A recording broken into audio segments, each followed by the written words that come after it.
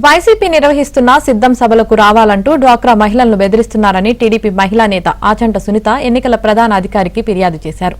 సభలకు హాజరు కాపోతే రుణాలు ఇవ్వబోమని, సంక్షేమ పథకాలను నిలిపివేస్తామని హెచ్చరిస్తున్నారని ఆరోపించారు. ఎన్నికల కోడ్కు విరుద్ధంగా డ్వాక్రా మహిళలను వైసీపీ నేతలు ప్రలోభాలకు గురి చేస్తున్నారన్నారు ఆచంట సునీత. సభా ప్రాంగణాలకు గ్రూపుల పేర్లు, సభ్యుల వివరాలు ఉన్న రిజిస్టర్లు తీసుకువచ్చి హాజరు తీసుకుంటున్నారని, దీనిపై ఎన్నికల సంఘం విచారణ జరిపి బాధ్యులపై చర్యలు తీసుకోవాలని కోరారు.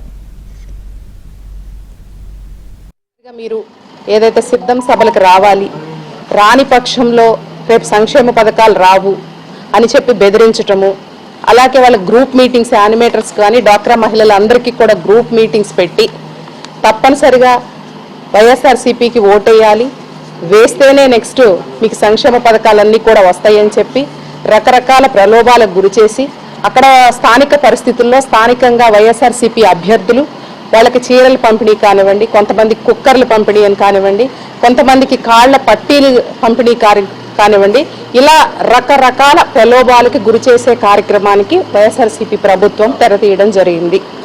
దీనిలో భాగంగా ఈరోజు మేము ఏదైతే దీన్ని నివారించడానికి ఎన్నికల కమిషనర్ గారిని కలిసి ఈ డ్వాక్రా మహిళల్ని ప్రలోభాలకు గురి చేయకూడదు, వాళ్ళు ఖచ్చితంగా నిజాయితీగా వాళ్ళ ఓటు వాళ్ళు వేసుకునేదానికి ఫ్రీగా ఉంచాలని చెప్పేది మేము ఈరోజు ఎన్నికల కమిషనర్ గారికి లెటర్ ఇవ్వటం కానీ ఒక రిప్రజెంటేషన్ ఇవ్వడం జరిగింది, కంప్లైంట్ ఇచ్చాము.